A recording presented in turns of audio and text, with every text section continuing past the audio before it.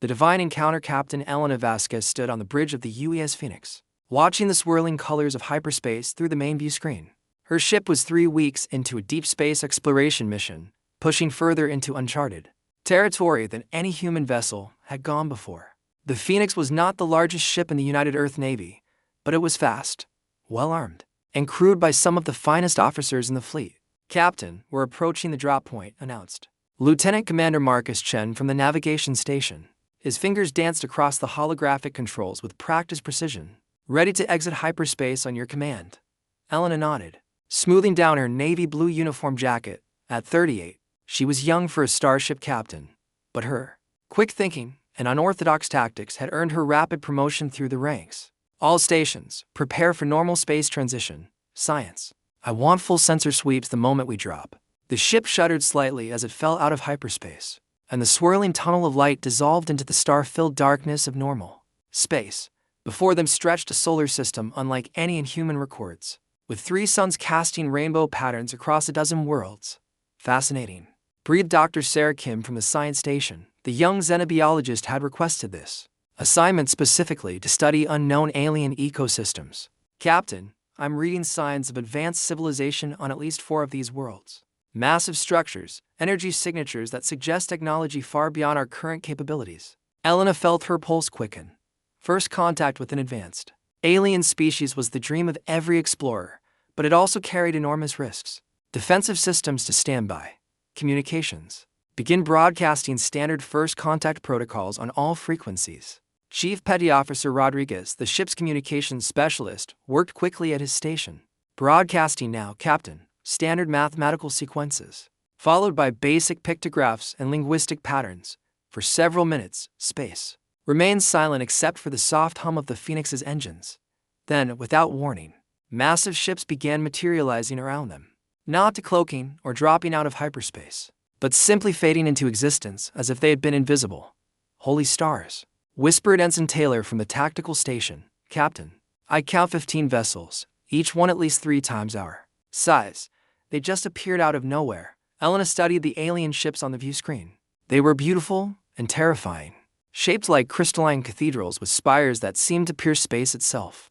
Energy cascaded along their hulls in patterns that hurt to look at directly, and they radiated a sense of ancient power that made the Phoenix feel like a rowboat. "Next to battleships, incoming transmission," Rodriguez reported, his voice tight with tension. "It's coming on frequencies we didn't even know existed." "Put it through," Elena ordered, straightening in her command chair. The view screen flickered, and suddenly Elena found herself looking at a being that defied easy description. It was tall and graceful, with skin that shifted between silver and gold like liquid metal. Its eyes were pure white light, and when it spoke, its voice seemed to come from everywhere at once. "Lesser beings of the small blue world," the entity began. Its words somehow translated perfectly into English. "I am Celestial Prime Zerathul of the Eternal Zephyrian Dominion. You stand before gods incarnate, the rightful shepherds of all life in this galaxy." Elena exchanged quick glances with her senior officers. Dr. Kim was already scanning the alien with every sensor at her disposal, while Chen had quietly activated recording systems to capture every detail of the encounter. The being continued, raising what might have been a hand. Energy crackled around its fingers like controlled lightning. "For 12,000 years, we have guided the evolution of lesser species toward enlightenment. We are divine, eternal, and all-powerful. Your kind will now acknowledge our supremacy and join the countless worlds that worship at our feet with respect," Elena said carefully. Standing to address the alien, "Humanity doesn't worship anyone. We're explorers and scientists, looking to learn and make peaceful contact with other species." The Zephyrian's luminous eyes seemed to focus more intently on her. "Peaceful contact. You speak as if you have a choice in this matter. We are not other species. We are gods. Every intelligent race we have encountered has recognized this truth within moments of meeting us." To demonstrate its point, Zerathul gestured toward a nearby asteroid field. Instantly, 3 massive rocks simply ceased to exist, vanishing without explosions or debris. The display of power was both beautiful and terrifying. "Your vessel will accompany us to the sacred world of Zephyros Prime," the alien declared. "There, your people will learn to serve the divine will, just as all others have before you." Elena felt her crew's eyes on her. These were trained professionals who had volunteered for a dangerous mission into unknown space. But even they seemed shaken by the raw power they had just witnessed. She could surrender, and try to negotiate later. Or she could trust in human ingenuity and the courage of her crew. I'm afraid we'll have to decline, Elena said firmly. Humanity makes its own choices. The silence that followed was so complete that Elena could hear her own heartbeat. The Zephyrian's expression shifted, showing what might have been confusion. For the first time, you refuse? Zerathil asked, its voice losing some of its divine resonance. This is impossible. No species has ever refused the divine mandate. Well, there's a first time for everything, Chief Rodriguez muttered under his breath. Though his hands remained steady on his controls, the alien's appearance began to change subtly.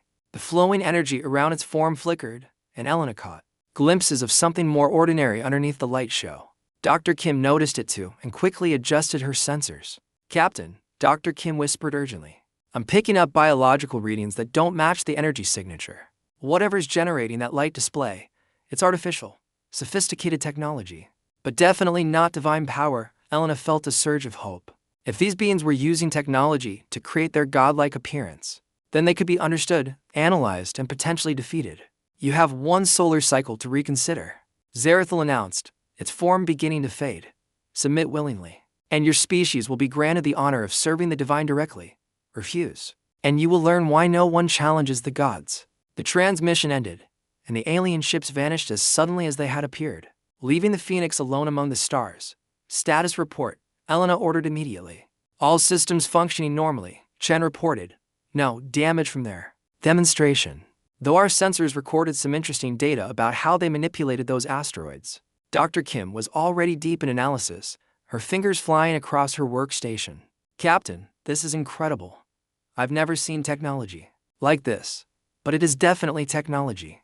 Those energy readings, the way they manipulated matter, even their apparent teleportation. It all follows scientific principles, just incredibly advanced ones. How advanced? Elena asked. Maybe 1,000 years ahead of us, possibly more. But, Captain, here's the interesting part. In all my readings, I detected signs of aging in their equipment. This isn't new technology. It's old, possibly ancient, and it's showing wear. Elena began pacing the bridge, her mind working through the implications. So they have incredibly advanced, but aging technology. They call themselves gods, and they're used to other species immediately. Surrendering. Captain, Ensign Taylor spoke up from Tactical. If I may suggest something, in Earth's history, whenever someone claimed to be a god, they usually had something to hide. Elena smiled grimly. Exactly what I was thinking. Dr. Kim, I want a full analysis of everything we recorded. Look for weaknesses, limitations, anything that might give us an advantage. Already on it, the scientist replied. Captain, I'm also picking up faint energy signatures from the outer planets. It's possible their main base is located there, Chen. Plot a course that keeps us in the system, but away from their main forces. We're going to learn everything we can about these so-called gods. Captain, Rodriguez interrupted. I'm picking up transmissions from multiple sources. It looks like there are other species in the system, and they're all broadcasting what sounds like worship services to the Zephyrians. Elena felt a chill. How many other species? At least a dozen different communication patterns. Captain, I think these Zephyrians have been collecting civilizations for a very long time. Over the next 18 hours, the Phoenix conducted careful reconnaissance while staying hidden behind the system's gas giant. What they discovered was both fascinating and horrifying. The Zephyrians had indeed built an empire spanning multiple star systems, but it was an empire based on deception and fear. Dr. Kim's analysis revealed that the Zephyrians were biological beings who had augmented themselves with technology to appear divine. Their energy manipulation abilities came from sophisticated devices that could be detected and potentially countered. Most importantly, their immortality was a lie. They lived longer than humans, perhaps several centuries, but they were mortal. Captain, Dr. Kim reported during the evening briefing. I've identified at least 3 major weaknesses in their technology. First, their energy manipulation devices require enormous power sources. They can't maintain those displays indefinitely. Second, their matter transportation isn't true teleportation. They're using advanced stealth and speed systems. And third, their biological scans show they're actually quite vulnerable to certain types of energy weapons. Elena studied the data Dr. Kim had compiled. What about their ships? Powerful, but designed for intimidation rather than actual combat. They rely on overwhelming less advanced civilizations quickly. I don't think they've fought a real battle in centuries. Lieutenant Commander Chen leaned forward. Captain, what if they've never encountered a species that refused to surrender? What if their entire system is built around the assumption that everyone will give up immediately?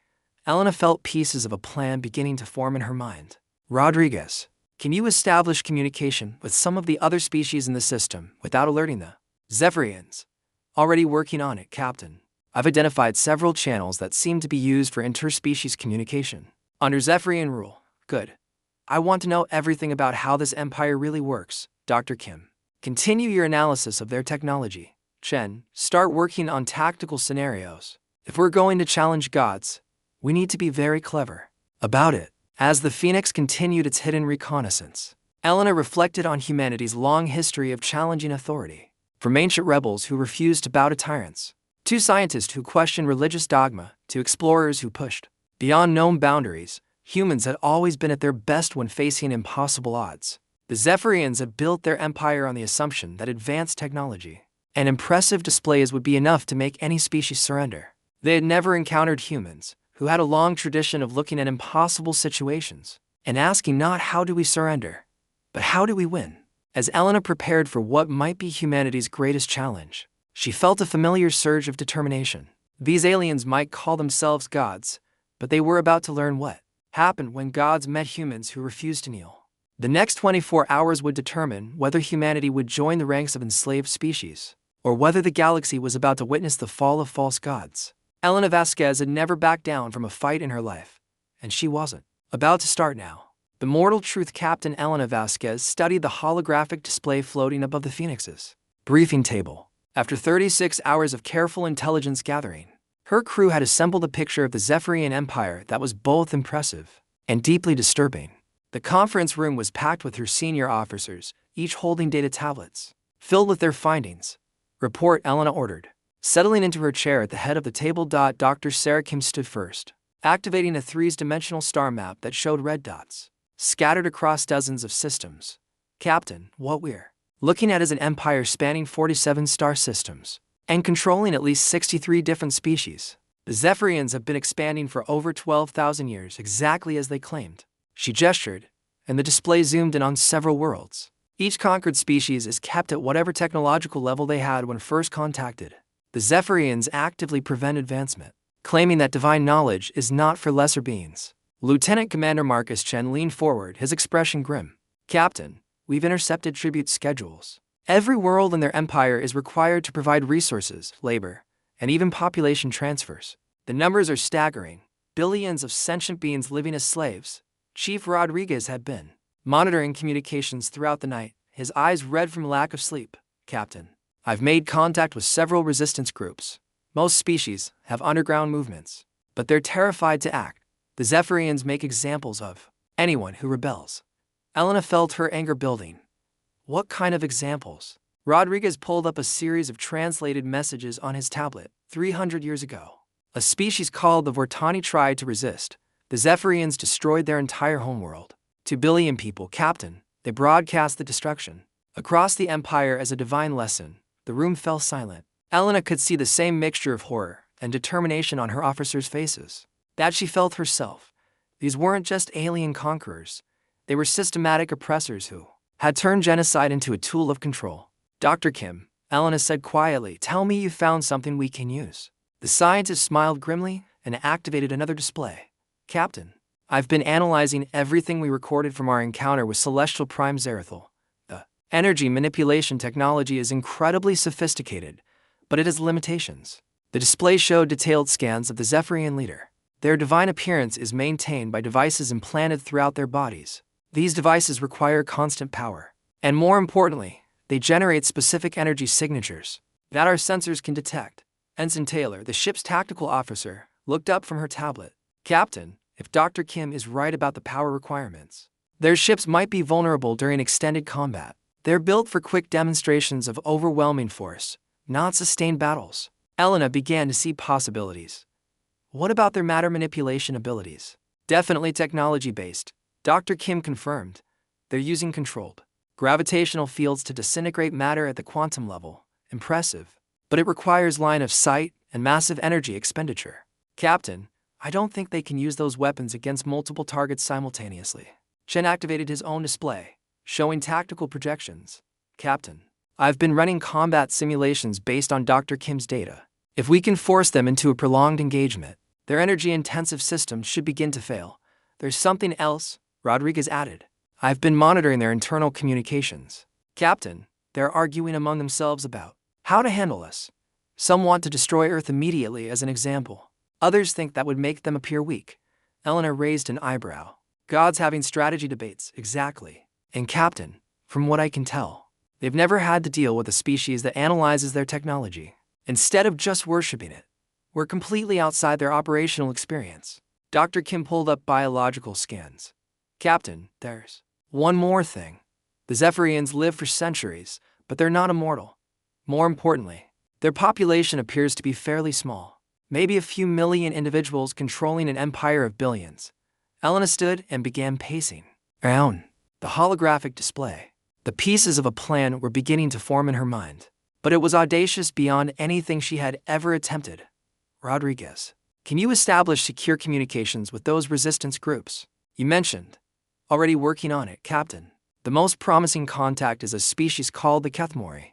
They've been secretly developing weapons technology for decades, waiting for an opportunity. And the others, mixed reactions. Some are terrified that we'll bring divine wrath down on everyone. But Captain, a few are asking questions they've never dared ask before. Questions like whether beings who need technology to appear godlike are really gods at all. Elena felt a surge of hope. Chen, how long until reinforcements could reach us from Earth? At least 6 weeks, Captain. But given the Zephyrian fleet's strength, I'm not sure even the entire Earth Navy could handle them. In a conventional battle. Then we don't fight a conventional battle, Elena said firmly. We fight a human battle. Over the next 12 hours, Elena put her plan into motion. It was risky, potentially suicidal, but it played to humanity's greatest strengths: adaptability, innovation, and sheer stubborn refusal to accept defeat. The Phoenix approached the inner system openly, broadcasting on all frequencies. Elena wanted every species in the Empire to know that someone was finally challenging their supposed gods. Incoming. Transmission from the Zephyrian flagship, Rodriguez reported. Put them through, Elena ordered. Celestial Prime Zerathil appeared on the view screen, its artificial radiance seeming brighter than before. Foolish mortals, your time has expired. You will surrender your vessel immediately, or face divine judgment. Actually, Elena said calmly, we'd like to propose a different arrangement. Single combat between representatives of our species. Your champion against ours.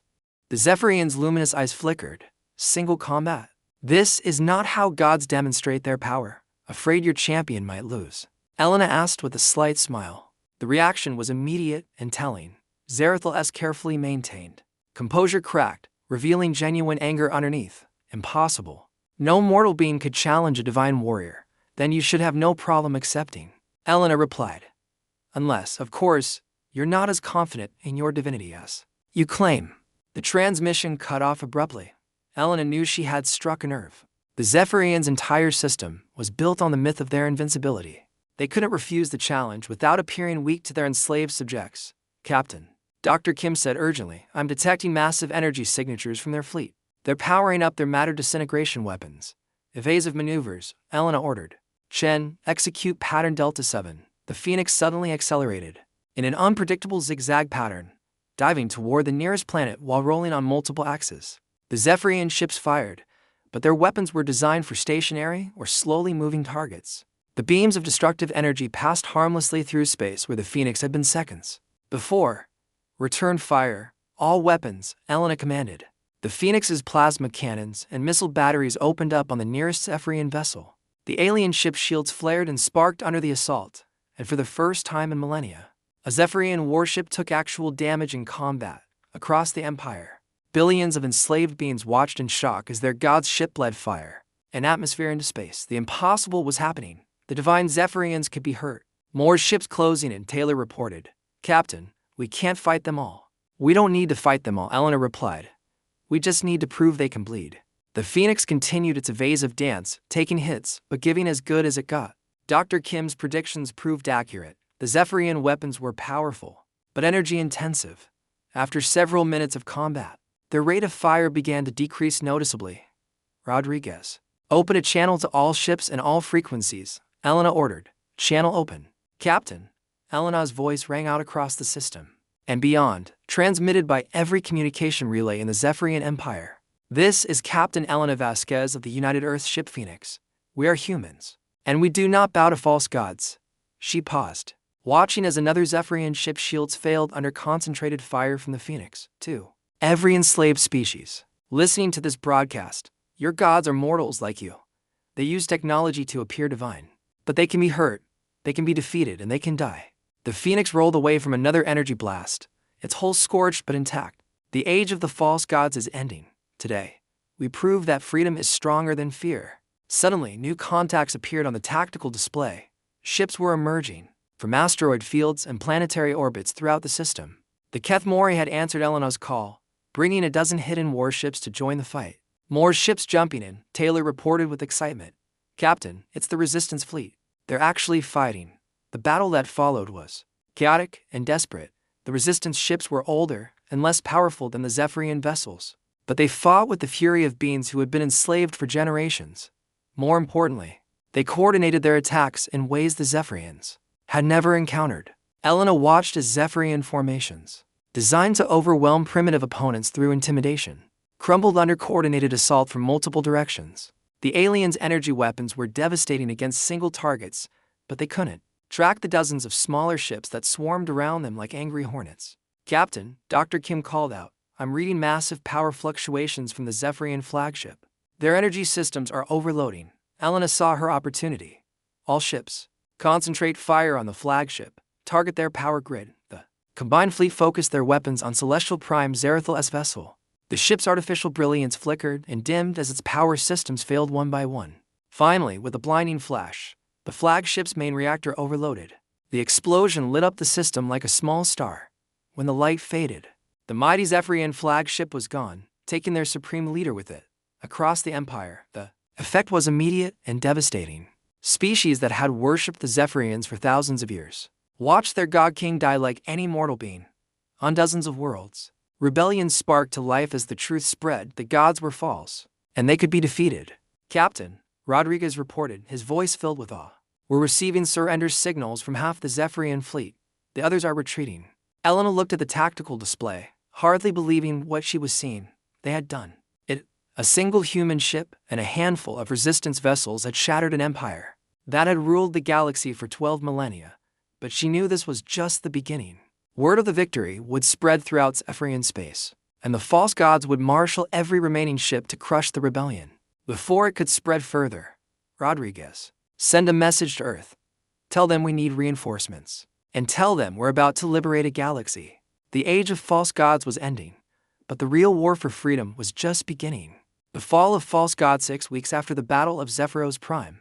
Captain Elena Vasquez stood on the bridge of the Phoenix, watching the largest fleet ever assembled in human history take formation around Earth. 200 ships from the United Earth Navy hung in space, alongside vessels from 17 different alien species, all united in their determination to end the Zephyrian Empire once and for all. The rebellion had spread faster than anyone had imagined possible. The death of Celestial Prime Zerathil had shattered the myth of Zephyrian invincibility, and enslaved worlds across the galaxy had risen in revolt. But the remaining Zephyrian forces were not going down without a fight. They had gathered every remaining warship in their empire for one final, desperate assault on humanity's homeworld. Admiral Morrison's flagship is requesting communication, announced Chief Rodriguez from his station. The grizzled communications officer had barely slept since the rebellion began, coordinating between dozens of species who had never worked together before. Put him through, Elena replied. Admiral David Morrison had been her instructor at the Naval Academy, and she was both honored and nervous to be serving under him in this crucial battle. The weathered face of the Admiral appeared on the view screen, his expression a mixture of pride and concern. Captain Vasquez, your tactical assessment, please. Elena activated a holographic display showing the approaching Zephyrian fleet, sir. Our scouts report approximately 400 enemy vessels. They're bringing everything they have left. The good news is that our analysis suggests they're operating with reduced efficiency. Many of their crews are inexperienced, and their coordination is poor. And the bad news? Admiral Morrison asked. They still outnumber us 2-1, and they're desperate. A cornered enemy is always dangerous, especially one with nothing left to lose. Admiral Morrison nodded grimly, agreed. Captain, I'm placing you in command of the multi-species coordination effort. Your crew has more experience fighting the Zephyrians than anyone else in the fleet. Elena felt the weight of responsibility settle on her shoulders. Understood, sir. We won't let you down. As the communication ended, Elena turned to address her bridge crew. These men and women had followed her through impossible odds, and she knew she could count on them again. Dr. Kim, what's our latest intelligence on Zephyrian capabilities? The young scientist looked up from her console, where she had been analyzing data streams from across the galaxy. Captain, the rebellion has given us access to captured technology and intelligence from multiple worlds. The Zephyrians are definitely operating below optimal capacity. Their power generation systems are showing signs of age, and they've lost several key industrial worlds. Lieutenant Commander Chen added his own observations from the tactical station. Captain, the resistance fleets are eager to fight, but coordination is going to be challenging. We're dealing with 17 different species, each with their own military traditions and communication protocols. Elena had been thinking about this problem for weeks. That's actually our advantage, Chen. The Zephyrians have fought the same way for thousands of years because it always worked. They've never faced an enemy that could adapt and improvise like humans, let alone a coalition of species each bringing their own tactical innovations. Ensign Taylor looked up from her console with excitement. Captain, the Keth Mori ships are reporting ready. They've been working around the clock to integrate human targeting systems with their weapon platforms. Elena smiled. The Keth Mori had proven to be natural allies, sharing humanity's love of technological innovation and their hatred of oppression. Their ships were fast and maneuverable, perfect for the hit-and-run tactics Elena had planned. What about the Thoric contingent? Elena asked, ready and eager for battle. Rodriguez reported. Captain, I don't think I've ever seen a species so happy to finally fight back against their oppressors. Their ships are older, but they're built like fortresses. The Thoric were massive, bear-like beings whose worlds had been among the first conquered by the Zephyrians. Over 10,000 years ago, their ships reflected their nature, heavily armored, hard-hitting, and utterly reliable. Captain, Dr. Kim interrupted. I'm detecting hyperspace signatures. The Zephyrian fleet is dropping out of FTL near the outer planets. Elena felt her pulse quicken. After weeks of preparation, the final battle was about to begin. All ships, this is Captain Vasquez. Execute Formation Alpha 7. Remember, we're not just fighting for Earth. We're fighting for every enslaved world in the galaxy. The combined fleet scattered into predetermined positions as the Zephyrian armada materialized. Near Jupiter, Elena had to admit the sight was impressive and terrifying. The alien ships still gleamed with artificial radiance, their cathedral-like hulls designed to inspire awe and fear. But Elena knew the truth behind the facade. Incoming transmission from the Zephyrian fleet, Rodriguez announced. Put it through. Elena ordered. A new Zephyrian leader appeared on the view screen. This one calling itself Divine Executor Vexthari. Unlike the previous leader, this being's energy field flickered with instability, suggesting either damaged equipment or extreme emotional stress. Mortals of the primitive Earth, Vexthari began, its voice lacking the smooth confidence Elena remembered from Zerathol. You have committed the ultimate blasphemy by destroying a god king. Your entire species will be erased from existence as punishment for this sin.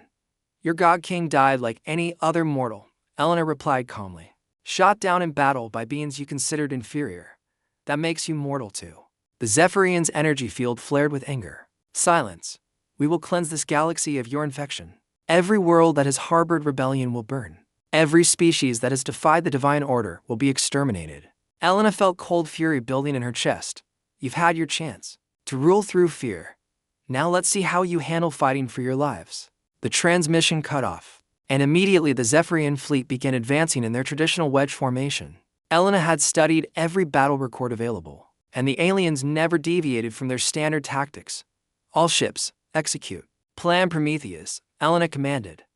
What followed was unlike any space battle in galactic history. Instead of meeting the Zephyrian advance head-on, the combined fleet scattered in all directions, breaking into small groups that attacked from multiple angles simultaneously. The aliens' heavy weapons, designed to overwhelm single targets, struggled to track dozens of fast-moving ships. The Keth Mori fighters darted in and out of the Zephyrian formation like silvery fish, their weapons targeting the aliens' power distribution networks. Meanwhile, the heavily armored Thoric ships absorbed punishment from the enemy's main guns while delivering devastating return fire. Elena watched the tactical display with growing excitement. Chen, look at their energy signatures. They're having trouble maintaining power to all systems simultaneously. Confirmed. Captain, Dr. Kim's analysis was correct. They can't sustain this level of energy output indefinitely. But the Zephyrians were not without advantages. Their individual ships were still more powerful than anything the Alliance could field, and their matter disintegration weapons remained terrifyingly effective. Elena watched grimly as Tekethmori destroyers simply vanished under concentrated fire.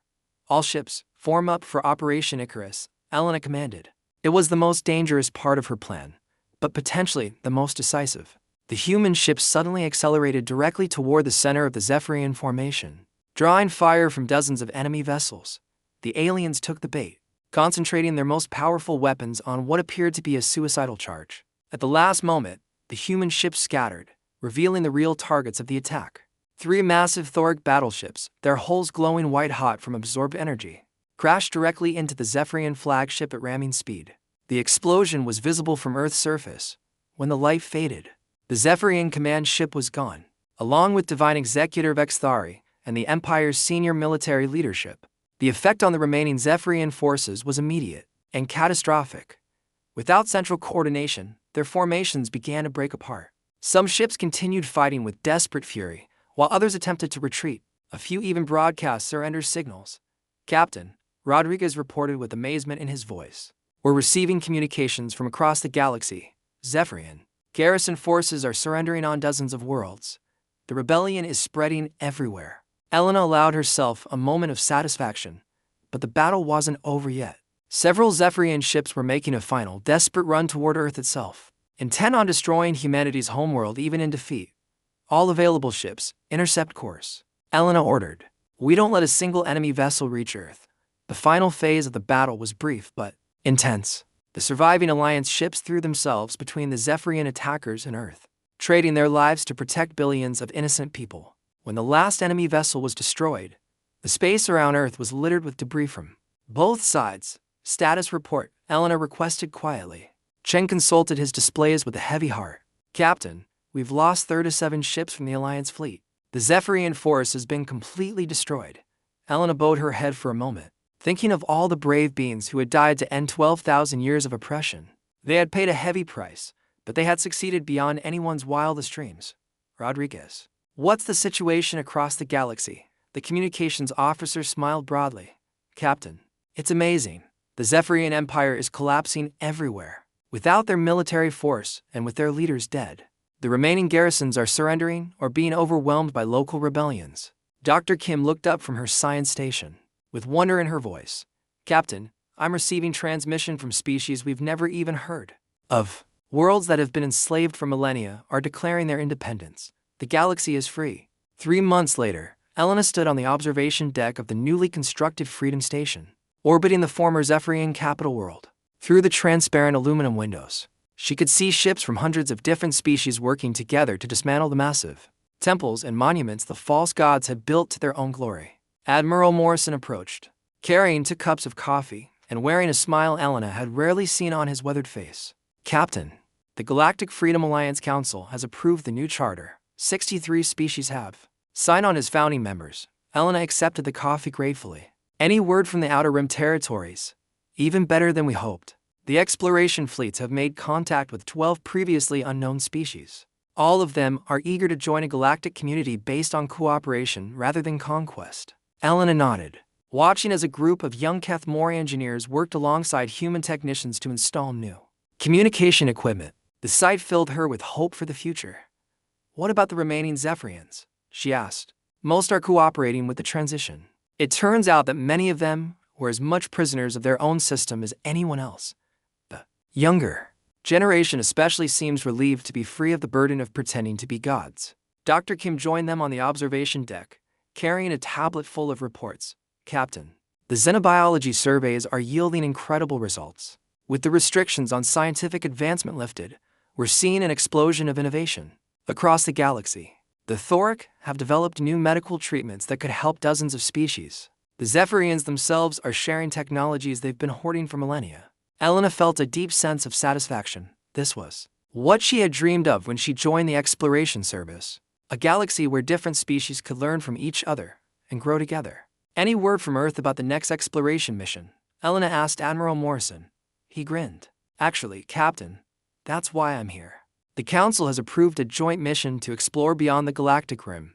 They want you to command the expedition. Elena looked out at the stars, visible beyond the construction activity. Somewhere out there were new worlds to explore, new species to meet, and new challenges to face.